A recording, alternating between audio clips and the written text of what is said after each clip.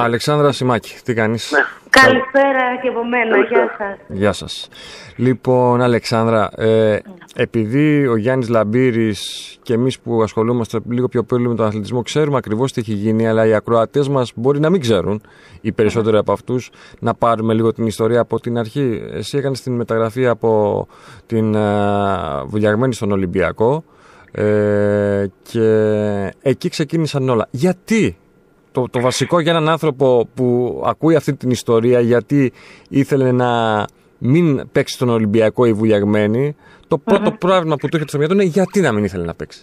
Ενώ η αθλήτρια ήθελε να παίξει στον Ολυμπιακό. Η ιστορία από την αρχή. Η ιστορία από την αρχή είναι ότι εγώ είμαι αθλήτρια της Βουλιαγμένης καταρχάς από 6 χρονών. Ναι.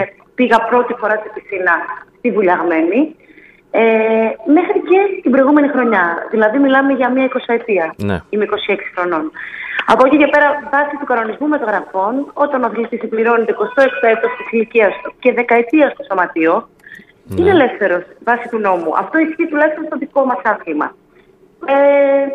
Εγώ συμπλήρωσα τα 26 μου χρόνια φέτος το καλοκαίρι, τον Ιούνιο. Ναι. Μόλις τελείωσε το πρωτάθλημα. Με προσέξει ο Ολυμπιακός, ο οποίος μου έκανε κάποια πρόταση και την επόμενη χρονιά. Ήταν ένα βήμα που ήθελα να κάνω στην καριέρα μου και υπέγραψα με τον Ολυμπιακό. Από εκεί και πέρα προέκυψε ένα θέμα στην πορεία και αφότου εκκρίθηκε η μεταγραφή μου από την Ομοσπονδία, όπου η Βουλιαγμένη ισχυρίστηκε ότι έχω σπάσει τη δεκαετία μου, καθότι ένα χρόνο που είχα παίξει στην Ισπανία, το οποίο δεν ήταν μεταγραφή εκείνο, δηλαδή δεν είχα πάρει το δελτίο μου να φύγω. Ήταν δανεισμός? Θα μπορούσαμε να το πούμε κάπως έτσι, ναι. Ωραία, για να καταλάβουμε κι εμείς τι ακριβώς συνέβη. Ωραία. Ναι, ας το πούμε μιας μορφής δανεισμού. Ναι. Ωραία. Ναι, όπου μάλιστα αυτόματα μόλις γύρισα από την Ισπανία επέστρεψα στη Βουλιαγμένη. Αυτό και μόνο που δείχνει ότι συνέχισα να είμαι παίκτης της Βουλιαγμένης. Δεν διέκοψα την παραμονή μου σε αυτό το σωματείο, οπότε εκεί προέκυψε ένα θέμα. Εντάξει. Η αλήθεια είναι ότι έγινε μεγάλη ιστορία, η οποία πραγματικά έκανα πάρα πολύ αγώνα να μην με επηρεάσει ψυχολογικά, γιατί είχαμε αρκετά κρίσιμα παιχνίδια. Δηλαδή, για παράδειγμα, πριν από τον όμιλο της Ευρώπης τώρα, που παίξαμε τον όμιλο στο Βαστράτη, εκεί είχαμε και αντίπαλο την Βουλιαγμένη, μάλιστα. Επειδή το έπεσε αυτό και συγγνώμη, σε έχει επηρεάσει όντως ψυχολογικά αυτό το πράγμα? Προσπάθησα πάρα πολύ, επειδή είμαι χρόνια αθλήτρια και επειδή ξέρω ότι πάνω απ' όλα είναι η στόχη της ομάδας. Και σαφώς και η απόδοση του αθλητή πρέπει να είναι ανάλογη, να είναι καλή για να μπορέσει η ομάδα να πετύχει τους στόχους της. Προσπάθησα όλο αυτό το πράγμα να μην επηρεάσει την απόδοσή μου, αλλά σαφέστατα ψυχολογικά ήταν ένα επιπλέον στρες, ένα επιπλέον βάρος, ήταν κάτι που για επιπλέον κούραση θα μπορούσαμε να πούμε και πραγματικά έκανα πολύ αγώνα ώστε να μην το βγάλω αυτό και μέσα στο νερό. Και έμαθα και μέσα από αυτό πώς να διαχειρίζομαι καταστάσεις πιο δύσκολες. Ναι. Αλεξάνδρα, να σου κάνω μια ερώτηση.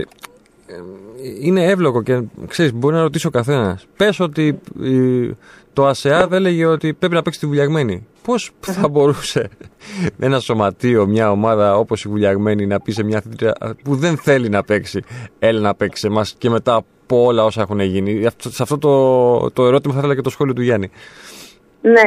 Το θέμα είναι ότι το βασικό θέμα, πέρα από ότι για να μην το πάμε στις εχθρότητες, γιατί δεν υπάρχει τέτοιο θέμα, η ουσία είναι ότι εγώ ουσιαστικά είμαι μέλος της ομάδας του Ολυμπιακού από την αρχή της προετοιμασίας αυτής της χρονιάς. Προπονούμε καθημερινά με την ομάδα του Ολυμπιακού, έχω παίξει τόσα παιχνίδια με την ομάδα του Ολυμπιακού, έχω παίξει 2 φορές αντίπαλοι με την ομάδα της Βουλιαγμένης, οπότε ο καθένας καταλαβαίνει ότι είναι αδιανόητο και να επιστρέψω. Καταρχάς, σε ευρωπαϊκά παιχνίδια δεν θα μπορούσα να αγωνιστώ με την ομάδα της Βουλιαγμένης. Αυτό σε ρωτάω. Γιατί το κυνήγησε τόσο πολύ η Βουλιαγμένη αυτό το πράγμα? Ενώ ήξερε εξ αρχής ότι η Αλεξάνδρα Σιμάκη δεν θέλει να ξαναπαίξει την Βουλιαγμένη. Θέλει να παίξει τον Ολυμπιακό. Ήτανε τρόποντινά ρεβάνς. Ήθελε να πάρει μια ρεβάνς που έφυγες από την ομάδα. Για να το καταλάβουμε. Γιατί...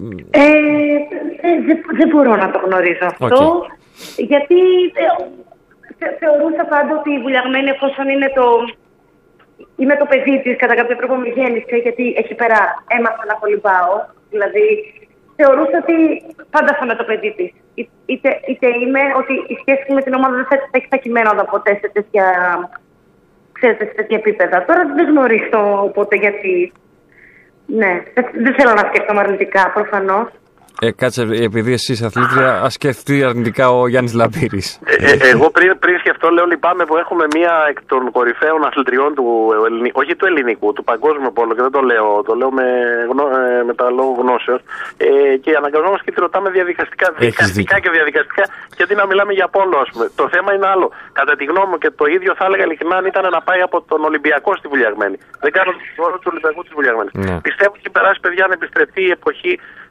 Το 2015, η εποχή που ήταν ο παράγοντας παλιά, αν θυμάστε, και κόλλαγε το ταβάνι, το δελτίο στο ταβάνι με την πινέζα. Δεν γίνεται αυτό το πράγμα. Εγώ το μόνο που θα έλεγα, ότι αν πράγματι δικαιώνεται ένα σωματείο, παραδείγματος χάρη, αν είχε δίκιο η Βουλιαγμένη, δεν είναι το αμφισβητώ ότι μπορεί να είχε δίκιο η Ολυμπιακός, να παίρνει κάποιο ποσό ενδεχομένως, να έπαιρνε κάποιο ποσό, όχι όμως να κρατάει ένα παίκτη ή μια παίκτρια σε οποιοδήποτε άθλημα με το ζόρι. Καλώς ή κακώς. Χωρίζουν οι δρόμοι. Πάει. Δεν μπορεί να τον κρατήσει δηλαδή με το ζώο να παίξει. Δεν θα έχεις όταν έχεις έναν αθλητή που δεν έχει το ίδιο κέφι, έχει στραβώσει, έχει ξεκινήσει μια άλλη πορεία και ξαναγυρίζει πίσω. Είναι σαν ένα συνενετικό γάμο, ας πούμε. Αυτή είναι η γνώμη. Γι' αυτό ρώτησα την Αλεξάνδρα πώς γίνεται, και θετική ήταν η απόφαση για την Βουλιαγμένη η αθλήτρια να γυρίσει πίσω μετά από όλα αυτά που έχουν γίνει. Ναι. Θα είπα ότι. Ναι, Αλεξάνδρα. Σας είπα ότι και πρακτικά στην προκειμένη περίπτωση δεν γίνεται, ναι. δεν θα μπορούσε να γίνει, γιατί θα έπρεπε αναγκαστικά εγώ, που είναι σημαντικό για μένα να παίζω στα ευρωπαϊκά παιχνίδια, ναι. Γιατί καλώς ή κακώς το πρωτάθλημα, άμα δεν έχει πολλά δυνατά παιχνίδια, δεν θα μπορούσα αυτόματα να παίξω σε ευρωπαϊκά παιχνίδια. Γιατί δεν θα μπορούσε να αγωνιστώ σε άλλο σωματείο στην Ευρώπη. Μάλιστα. Οπότε είναι από μόνο ένα μεγάλο πρόβλημα αυτό. Και... Ναι. Γιάννη. Πάντως σε είδαμε τουλάχιστον στο... Παίζανε και οι δύο ομάδες, να πούμε, την ίδια μέρα, έτσι, οπότε ό,τι απόφαση και να έχει βγει θεωρητικά θα μπορούσε να παίξει και στην Βουλιαγμένη που παίζει νωρίτερα. Εντάξει, ήξερα θα παίξει ο Ολυμπιακός. Τι έκανες, Αλεξάνδρα, ένα εξαιρετικό παιχνίδι, αλλά και όλη η ομάδα είχε ένα... Δηλαδή δεν είναι μόνο εσύ που πραγματικά δεν επηρεάστηκες, όλη η ομάδα ήταν πολύ συγκεντρωμένη, γιατί παίζατε με μια πάρα πολύ καλή ομάδα, έτσι, και λέω τη Ζέντεν που κερδίσατε. Κάνατε δηλαδή το μεγάλο βήμα για την πρόκριση. Μιλάτε για το χθεσινό, ναι. Για το με τη Ζέντε, ναι, το 16. Ότι κάνατε ένα παιχνίδι πραγματικά πάρα πολύ μυαλωμένο και από το πρώτο οκτάλεπτο. Εντάξει, θα μπορούσα να πω, ναι, βάσει αποτελέσματος ήταν ένα καλό παιχνίδι, γιατί τα 4 γκολ διαφορά είναι μια σημαντική διαφορά. Απ' την άλλη, δεν θεωρώ ότι είναι από τα καλύτερα μας παιχνίδια φέτος. Μπορούσαμε να παίξουμε αρκετά καλύτερα, να έχουμε πάρει ακόμα μεγαλύτερη διαφορά. Αλλά πιστεύω ότι στο επόμενο θα είμαστε ακόμα καλύτερες. Μάλιστα. Αλεξάνδρα, πες μας και δύο λόγια για το φετινό ελληνικό πρωτάθλημα. Για να πάμε και στα αγωνιστικά που αυτά ενδιαφέρουν πιο πολύ τον κόσμο. Το φετινό ελληνικό πρωτάθλημα δεν έχει πάλι εξελίξεις, όπως και κάθε χρονιά, τα τελευταία χρόνια. Πάλι είναι Βουλιαγμένη με τον Ολυμπιακό τα φαβορί και όλα θα κρυθούν στα play-off, στα παιχνίδια στο τέλος. Γιάννη, συγγνώμη. Ναι, Αλεξάνδρα, ολοκλήρωσε. Αυτό. Δεν θα υπάρχει κάποια έκπληξη, αυτό πιστεύω. Μάλιστα. Ολυμπιακός Βουλιαγμένη, λοιπόν. Ναι, σίγουρα. Γιάννη, επειδή η περίπτωση της Αλεξάνδρας θυμίζει πολύ μπάσκετ και ποδόσφαιρο, μια αθλήτρια ή ένας αθλητής να είναι ανάμεσα σε δύο ομάδες, και στο πόλο δεν το βλέπουμε και εύκολα, στο ποδόσφαιρο και στο ποδόσφαιρο το βλέπουμε. Ρωτάω, δεν θέλω να... Το λέω και σε μορφή πλάκας και χιούμορ, Αλεξάνδρα, μην το πάρεις κάπως. Δηλαδή υπάρχει περίπτωση όταν να πάω να παίξεις στο λαιμό να αποδοκιμαστείς από τους βουλιαγμενιώτες? Καταρχάς είναι κάτι που δεν εύχομαι να γίνει και δεν το πιστεύω ότι θα γίνει. Δεν το πιστεύω ότι θα γίνει, γιατί σας εξήγησα ότι... Ζήσεις εκεί, έτσι. Είναι και οι φίλοι σου περισσότεροι και... Θα απογοητευόμουν πολύ, γιατί είμαι στο λαιμό πολύ περισσότερο καιρό, ίσως από κάποιους που παρακολουθούν τα παιχνίδια της ομάδας ή που αυτή τη στιγμή είναι στην ομάδα. Είμαι πάρα πολλά χρόνια αθλήτρια της Βουλιαγμένης και έχω ζήσει και καλά και κακά. Οπότε... και άμα δούμε και αυτά τα πράγματα στο πόλο, θα έχουμε ξεπεράσει κάθε όριο. Παντελή, συγγνώμη, διακόπτω. Ναι, Αλεξάνδρα. Εξάλλου και με τις αθλήτριες, με πολλές από αυτές που παίζουμε μαζί και στη εθνική ομάδα, οι σχέσεις μας δεν έχουν επηρεαστεί. Προφανώς. Ναι. Οπότε, εντάξει, δεν πιστεύω, ναι.